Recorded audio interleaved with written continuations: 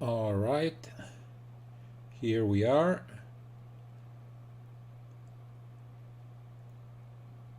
Welcome back to the pit, everybody. This is my first try at a live recording, so bear with me for any mishap that might happen. This is a sort of the chart episode of Talk Bolt Action. First of all, of course, because we are trying to doing this live, and second, because I really wanted to give you my first impressions about something, and the something is this.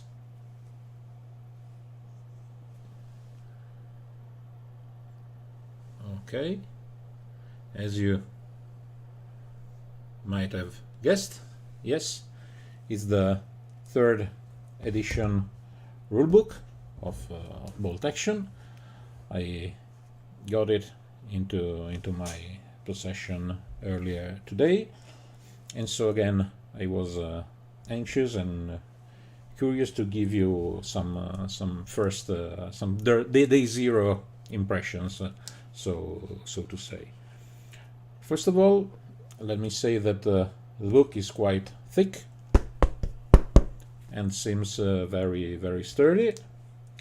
It's 320 pages, filled with really many pictures, of course, of gaming models, but also generic fluff pictures.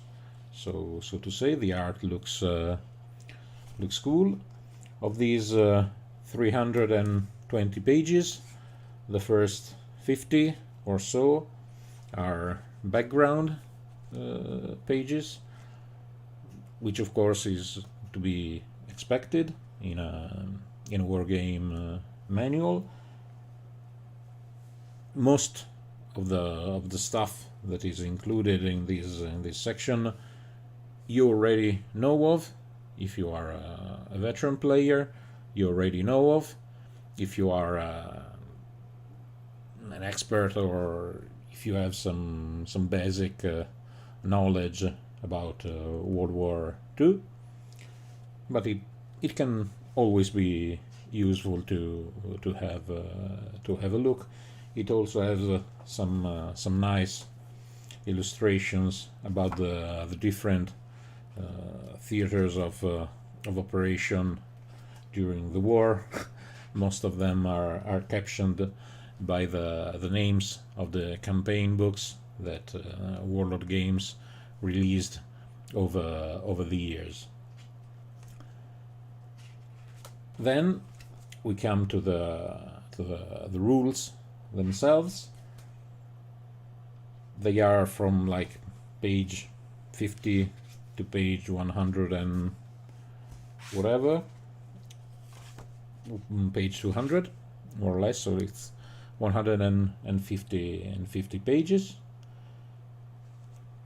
I won't go into detail on the rules, not print out.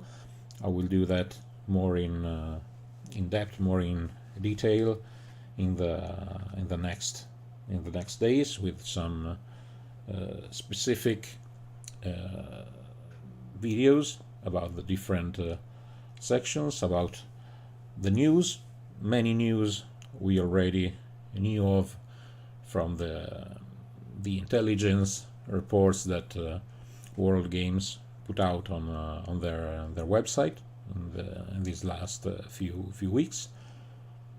Most of them were actually true. Not all of them were. So this was a tiny bit disappointing to me, that didn't live up to their own promises, so to speak. Again, it's nothing big, it's nothing huge. It just doesn't make much sense to me that they had to tell you something that wasn't going to be the truth, because after all, we have on our hands the truth, so to speak. So again, why tell us something in advance that will not end up in the big red book? I don't know. I cannot understand that, but again, it's nothing nothing too big, too impactful, just a small tidbit. Again, of the rules, some of them we covered already in some of the earlier episodes of Talk Bolt Action, and again I will go into more detail in further videos. Many things are the same as they were in second edition, because again there was no point in changing all rules, especially those that worked. But even then, there are some niche changes that seem nice to me. For example, just to name one, a very small one, it regards medics. Medics work exactly as they did in second edition. They allow you to ignore a wounding hit on a 6+ within a 6 inches bubble.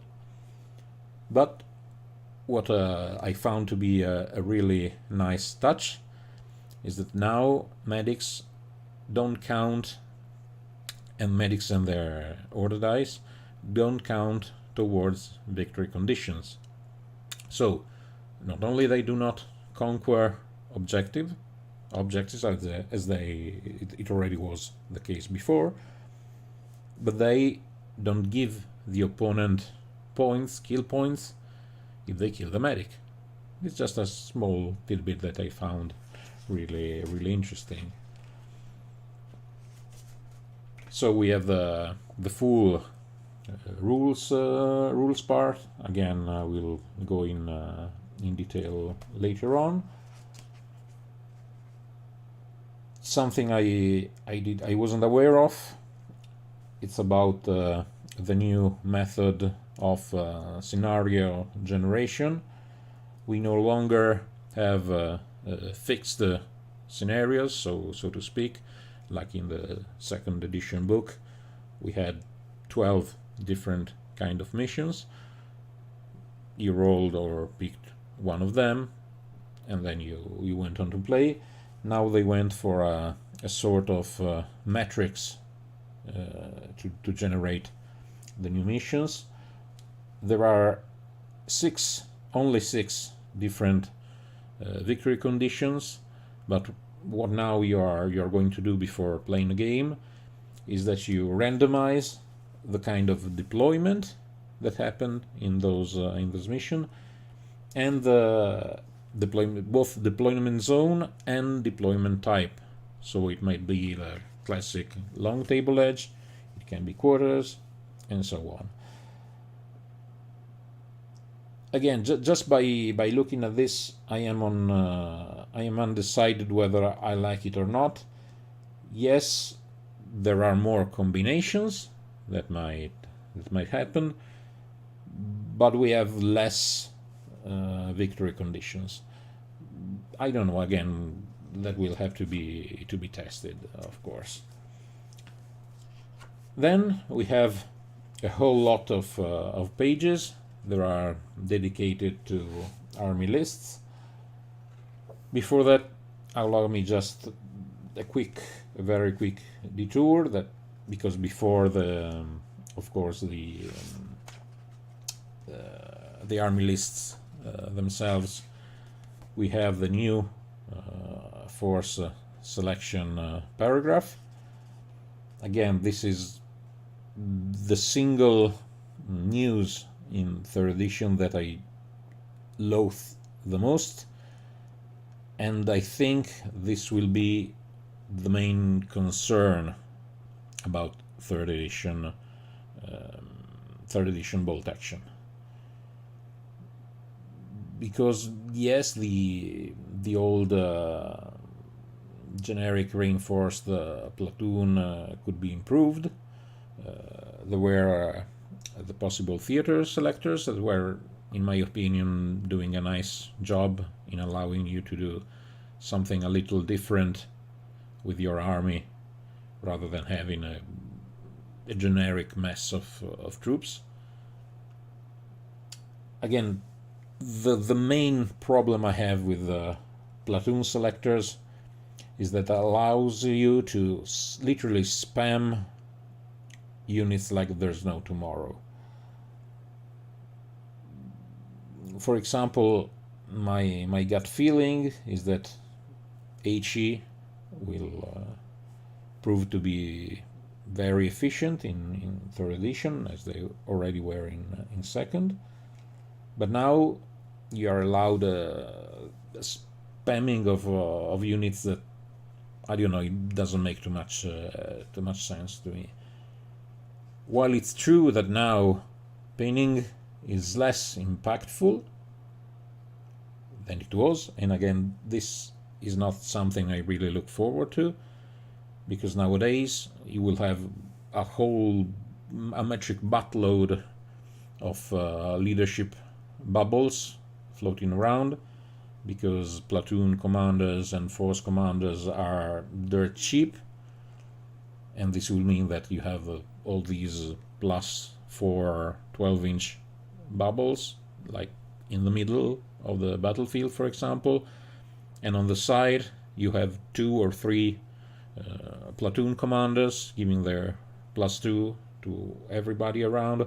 Another rule that has changed, just give you this tidbit, is that the maximum morale value isn't 10 anymore, because remember, in 2nd edition, if you rolled a natural 11 on an order test, it was an automatic fail.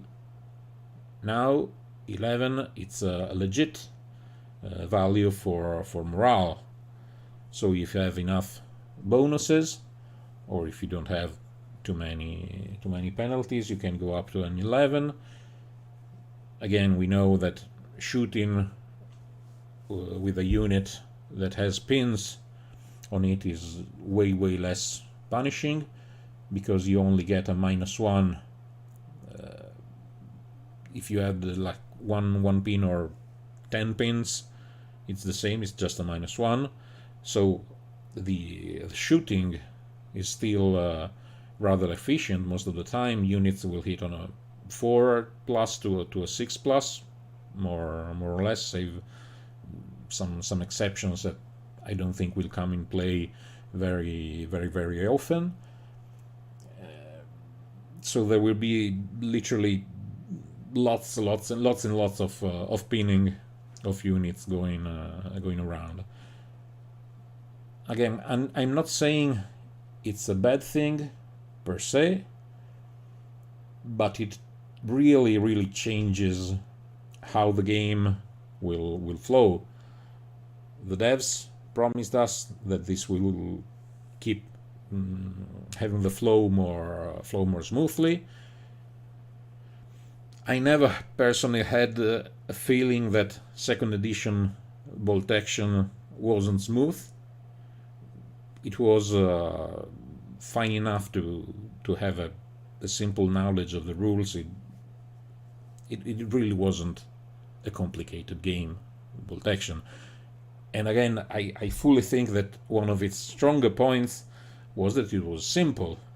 Now it looks like it's going to be even simpler.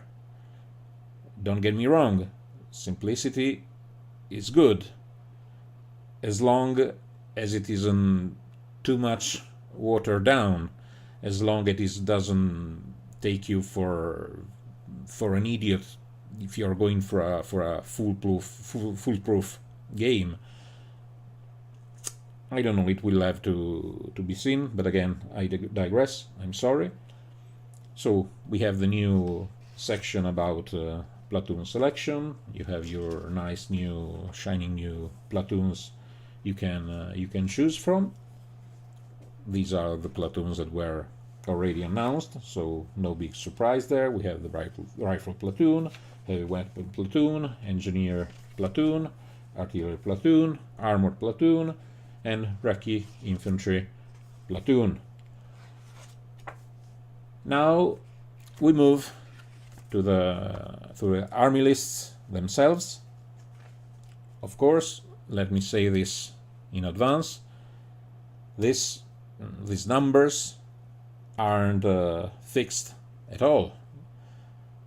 I like to think of them as a sort of temporary values for points, since the official ones that I will, to me, will be like chiseling in stones, will be the ones from the armies of etc. Army books that are going to be released in the next year, 1 or 2 years or so, more or less, for most of them. So I really like to think of them as a sort of guideline, okay? And all in all, as of now, again, these are just first impressions. I literally had my rulebook in my hands today for the first time, and I've just given it a very, very, very cursory read, just to have an idea of how the book is organized. So it's nothing drastic, nothing fundamental, or even that. Now, army lists. We were saying there are 5 army lists for the main armies of Second World War. We have Germany, we have the United States, we have England, we have Russia, Soviet Union, and we have the Japanese Empire. Now, of course, they are not fully fleshed out as they will be in the books. Of course, they had to be simple, they had to be really concise, just to allow you basically to play a game of bolt action until you have your officially released army book, detailed army book. So I really don't have a problem with that. It was necessary, it was important that they did that, so I approve that wholeheartedly. There are some changes in points that are quite striking to me. For example, platoon commanders are dirt cheap, literally. A regular platoon commander, that, remember, gives you +2 to morale, to units. It allows you to pick 2 order dice when giving human snap to action order. It costs you 30 points. It's almost free. It's free real estate. Is a lot of value for really a few points. And now here is one of the things I was talking about earlier, about something that they did differently than what they said was going to be, and that is that in the weapons section for the HQ units, you don't have weapon costs. Remember, Warlord Games said that no, nowadays we won't give anyone free stuff, so there are no more free units, and that was a great idea, a great change, in my opinion. Officers will have to pay for their own weapons because it wasn't fair that they were given things for free. Now, you look at the introductory army lists: weapons, pistols, submachine gun, rifle or assault rifle as depicted on the models, which was exactly the same line that you found in second edition books. I don't know, maybe they will change that in specialized army books, possibly, but then why don't directly write it here in the manual? I don't know. It doesn't make any sense to me. It's a detail. We are not talking too many points, but it's just contrary to something that Warlord said themselves. So I don't know. It makes no sense, especially considering that many optional weapons or specific weapons were given a points increase. A submachine gun, now it's 4 points. It was 3 points. An assault rifle is 6 points. It was 5 points. So they went up in cost. So while, for example, a German officer with 2 cronies in second edition, you saved 15 points if you gave them assault rifles, which all Germans basically did. It saved you 15 points, now it saves you 18 points. Not a big change, not at all, but I don't know why say that it wasn't going to be the case. I don't know. No, makes no sense to me. Even forward observers went down in points quite significantly, and I think we'll see quite a lot of them. And then we have the various infantry units. Many of them were basically kept in a single line. For example, you have a generic section for inexperienced squads that basically makes up for Volksgrenadier, Osttruppen, Luftwaffe, Field Division, Volkssturm, Hitler Youth, and Kriegsmarine. Of course, this is something that makes a lot of sense. Of course, in the armies of Germany, we will have different entries for all of these different units. But again, it's easier to group them up, to bunch them up in a single spot when doing something like this. So it's not a problem with that. This is the same thing basically they did with vehicles. So they tried to give a sort of basic kind of tank or of weapon, and then they give you point modifiers for the different variants. Like you start with a Panzer 4, which is Ausf B to F, and then you have the options if you want to switch to a different variation, or adding shirts and armor and something like that. Again, it makes perfectly sense. Oh yes, special rules. Of course, we are given the army special rules. For Germany, they didn't change. They are 3. They are the same: Blitzkrieg, Initiative Training, and Hitler's Buzzsaw. All of these new special rules basically are even more efficient in third edition, especially Initiative Training, that basically it's a hard counter to snipers, since nowadays snipers are only allowed to pick out NCOs and leader models. So for NCOs, it's a saving grace because it's basically a 2+ save. And Hitler Buzz, so of course having one shot is always nice, and nowadays machine guns are more useful than they were, so it's always a good thing to have. Then moving on to the next army, we have the United States. The United States have the same for army special rules that they used to have.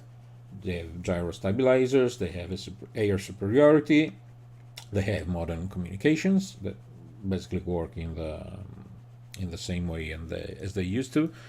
The big change is to fire and maneuver.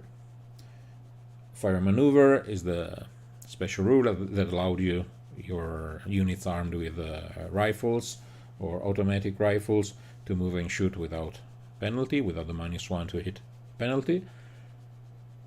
With the changes, the complete overhaul of the shooting phase, since there are only 3 modifiers to hit rolls, it would have been excessive to remove one of them. So in 3rd edition, for the US forces, it works out as the old British special rule that basically allows you to get 1 more shot per 3 men armed with rifles in the unit.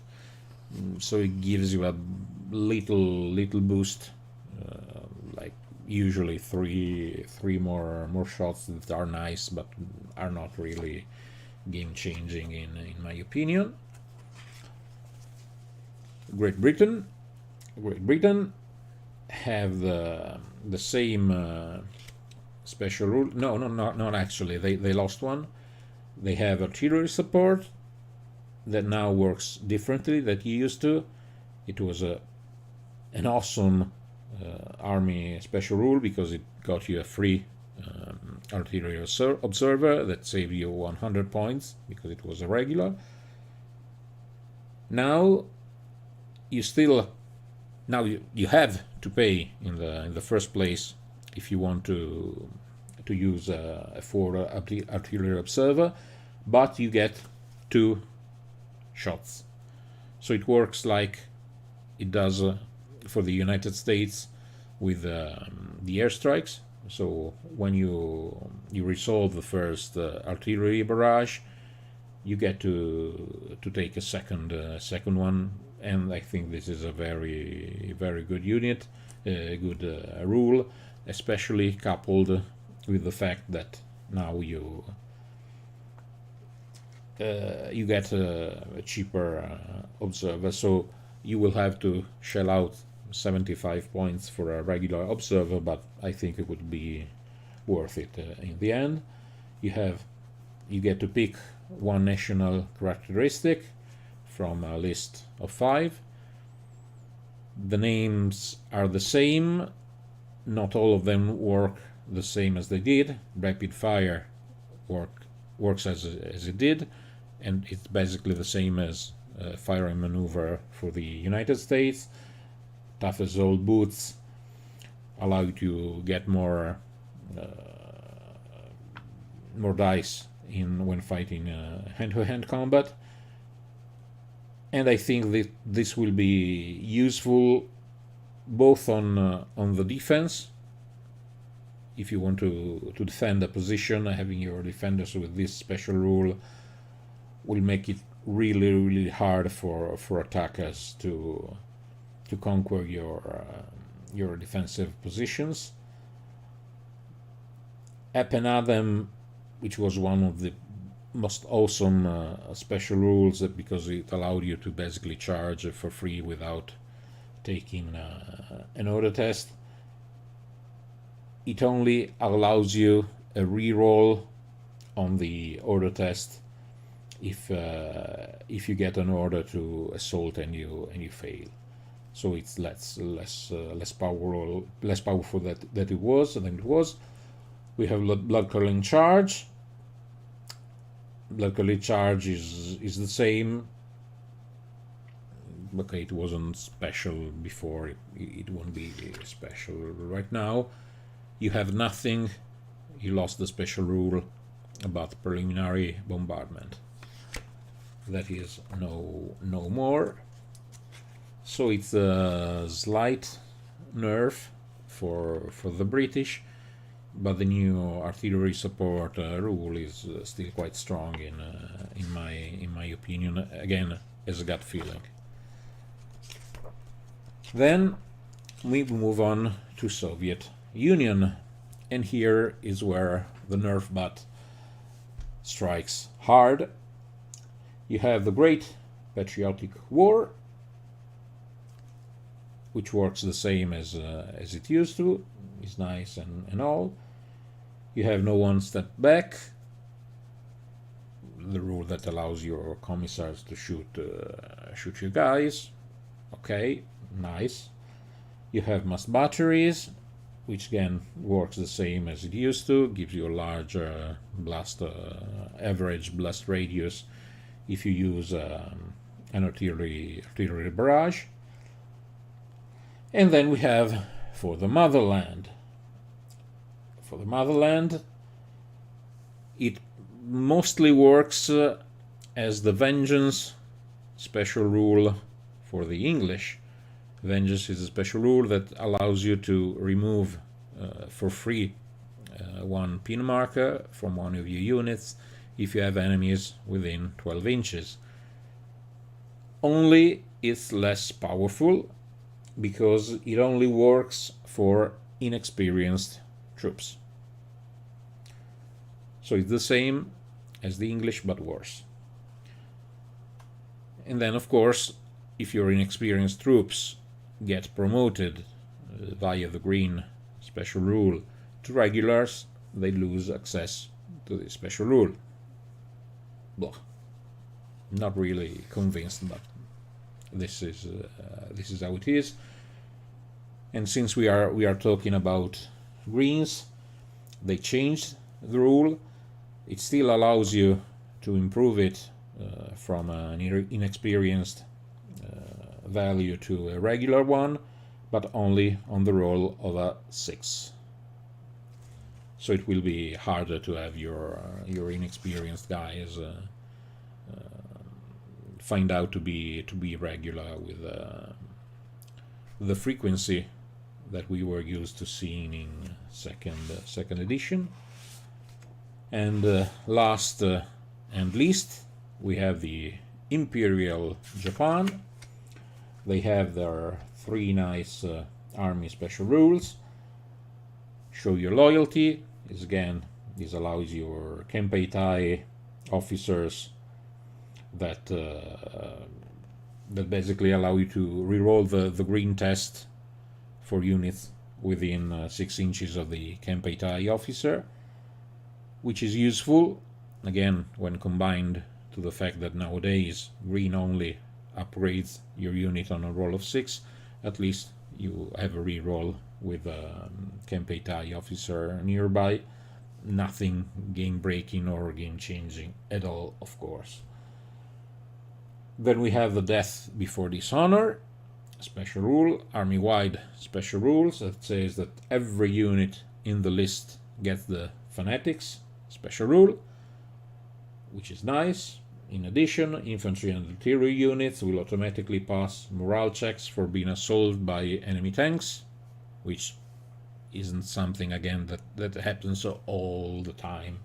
It's very, very, very niche. It's a bonus, yes, but not something you want to write home about.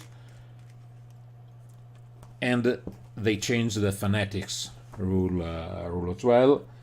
Nowadays, Fanatics allow you to reroll your morale checks. They are not automatically passed as they were before. You roll without the minuses for pin markers.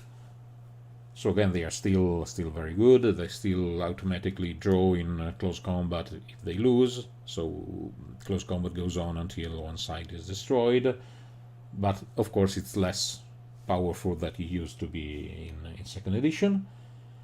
And finally, we have Banzai Charge, that nowadays states that if the unit is ordered to assault and fails its order test to run, you are allowed to re-roll it.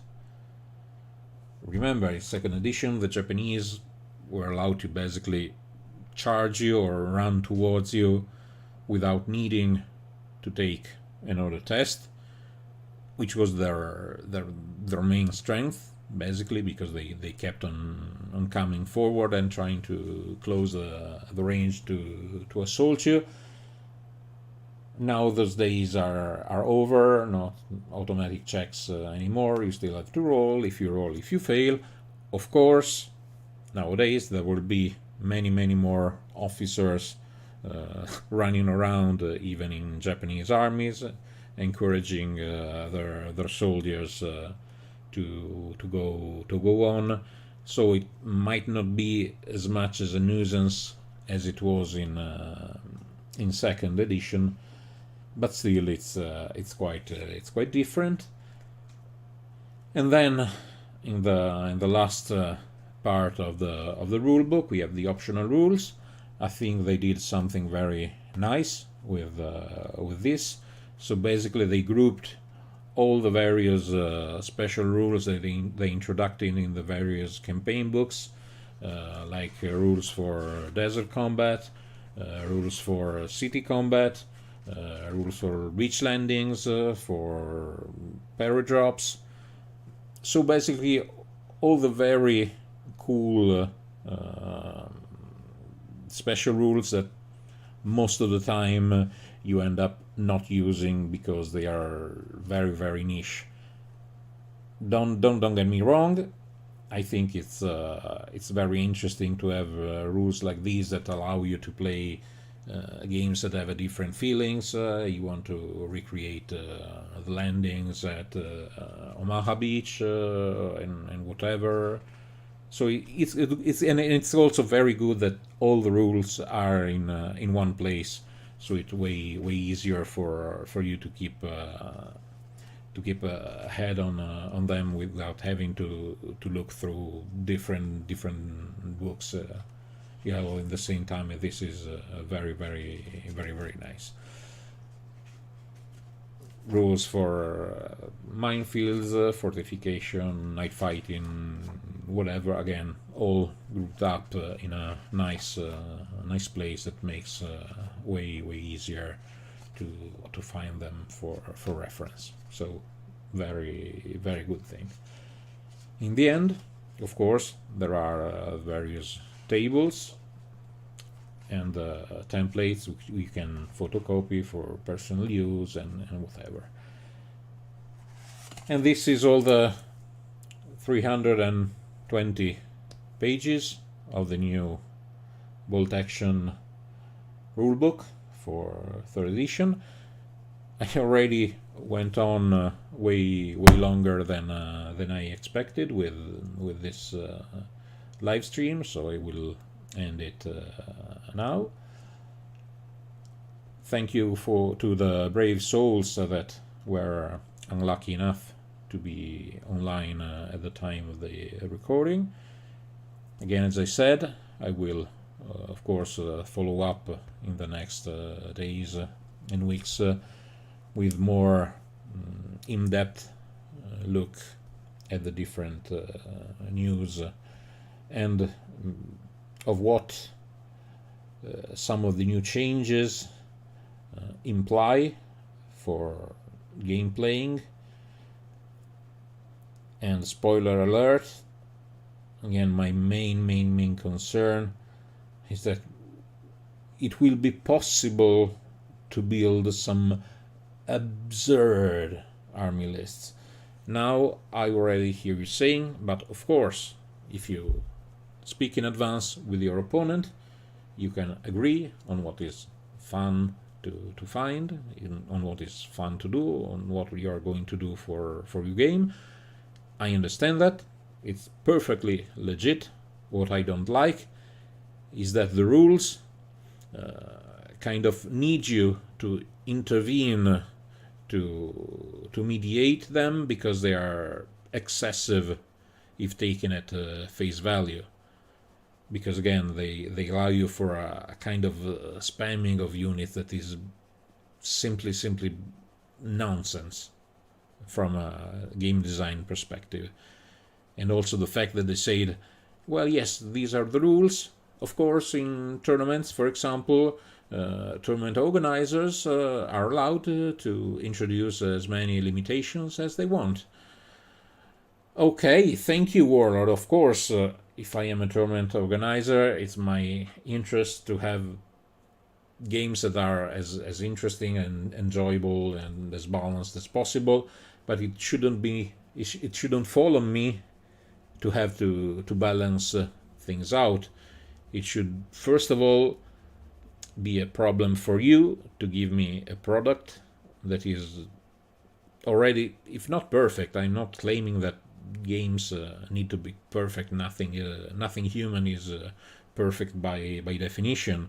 But what I kind of expect from you as a game developer is to give me a balanced game, as balanced as possible. Because of course I will break it if I can, if I'm interested in doing that. But at least that will take me some effort. I say me in general. It's not something I'm interested or keen on doing. But the point still stands. Don't sell me an unbalanced product and then leave it to me to fix it or to moderate it. I don't think it's a good design philosophy. Well, that's it. Again, thank you to all of you who will watch this video later on the channel. As usual, if you want to support me, give a like, subscribe to the channel. Thank you, everybody. Be safe, and I'll see you next time. Ciao, ciao.